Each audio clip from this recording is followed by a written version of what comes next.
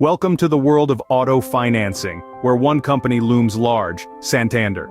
This financial titan is a major player in auto financing, with a global reach that extends across continents. Santander's significance as a lender cannot be overstated. They hold the keys to countless dreams, empowering people to drive away in their dream car, one loan at a time. But it's not just about the keys and the dreams.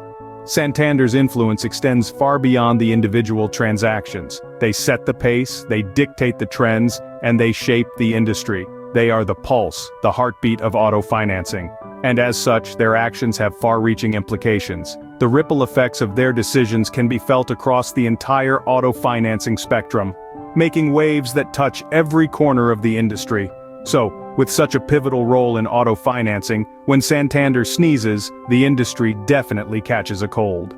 However, not all is rosy in the garden of auto financing. Santander found itself in hot water over certain practices.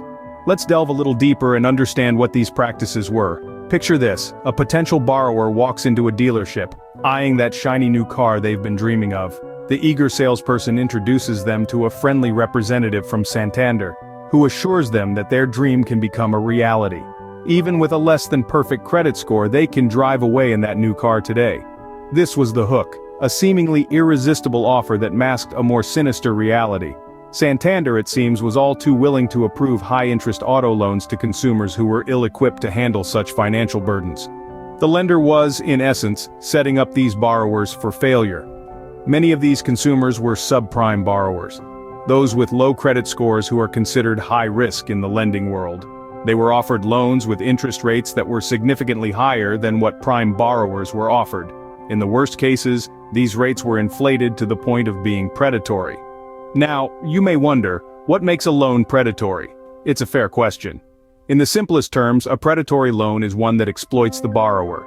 It could involve excessive interest rates, hidden fees, or deceptive practices that make it nearly impossible for the borrower to repay the loan. In the case of Santander, the lender was accused of extending auto loans without properly considering the borrower's ability to repay. This, coupled with the high interest rates and lack of transparency, made for a toxic mix. Not surprisingly, this led to a high rate of defaults and repossessions, causing immense financial strain and hardship for these consumers. And it didn't stop there.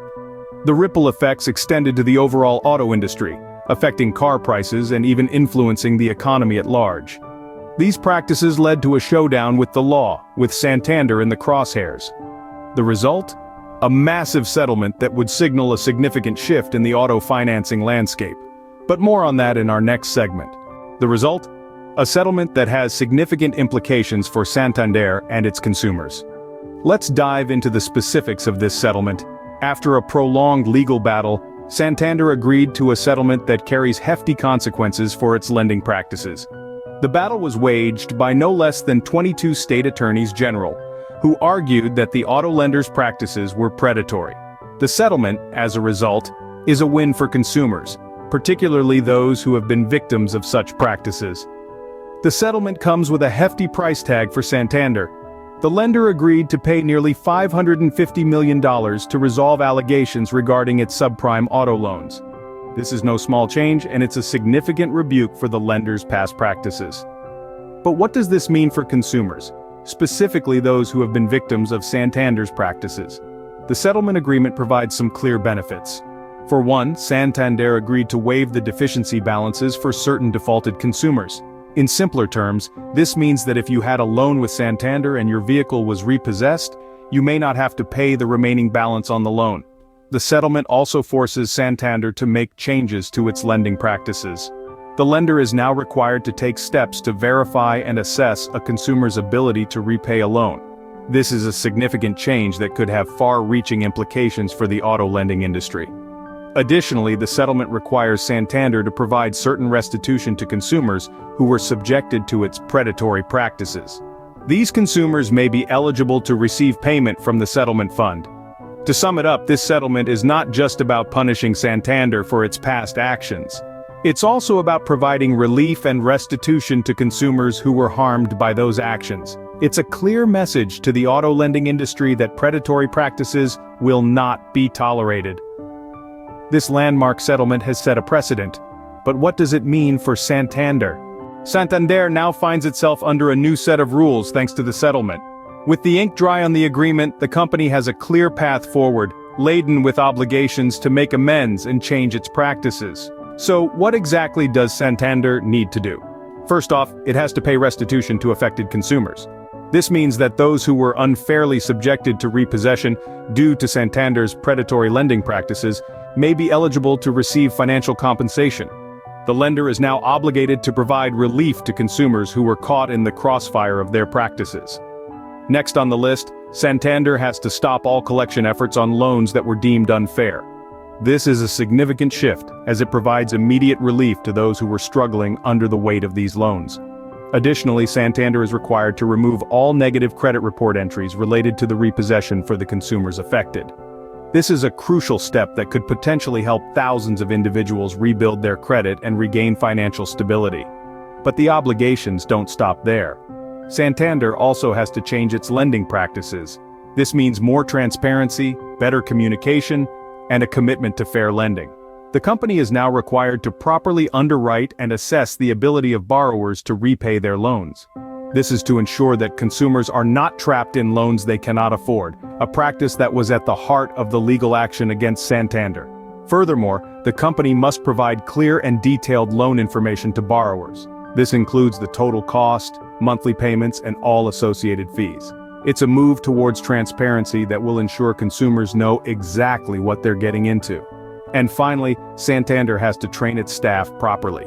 This ensures that every employee understands and adheres to the new lending practices, creating a fairer and more responsible lending environment. The settlement has forced Santander to change its tune, but the biggest question remains: what does this mean for the consumers? The settlement is not just a slap on the wrist for Santander, it's a victory for consumers. So, how exactly does this settlement benefit consumers? Let's dive in. First and foremost, the settlement is a breath of fresh air for those who've had a vehicle repossessed by Santander or other subprime auto lenders. If you're one of these people, you're probably familiar with the stress and anxiety that comes with having a repossession listed on your credit report. It's a black mark that can haunt you for years, making it difficult to secure loans or even rent a home. But here's the good news. This settlement has the potential to wipe that black mark clean. Santander is required to not only stop all collection efforts on certain loans but also to clean up the credit report of affected consumers. That means, for many, the dark cloud of a repossession could be lifted, opening up new opportunities for credit and loans.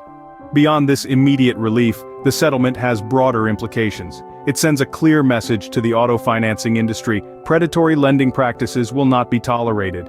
This isn't just about Santander, it's about setting a precedent that protects consumers from dubious lending practices across the board. But perhaps the most significant benefit is the empowerment of consumers. This settlement shines a light on the importance of consumer rights and the power of collective action. It shows that when consumers band together and demand fairness, even the largest institutions can be held to account. This victory is a reminder to all consumers to stay vigilant, to understand the terms of their loans, and to speak up if something doesn't seem right. As this case shows, your voice matters, and it can lead to real, tangible change. The Santander settlement is a beacon of hope for consumers, a sign that even the biggest players in the industry can be held accountable. So, where does this leave us in the grand scheme of things? We've dissected the role of Santander in the auto financing industry, delved into the predatory lending practices that landed them in hot water, and examined the details of the landmark settlement. We've also highlighted Santander's obligations under this settlement and discussed the potential benefits for consumers. This settlement serves as a significant milestone in the auto financing industry. It sends a clear message to lenders about the consequences of predatory practices, and it provides some measure of relief to affected consumers. More than that, it sets a precedent for future actions against similar conduct, potentially paving the way for greater transparency and fairness in auto financing. But the story doesn't end here. As consumers, our role is to stay informed and vigilant, to understand our rights and to demand fair treatment. As we navigate the complex world of auto financing, remember, knowledge is power. Stay informed, stay empowered.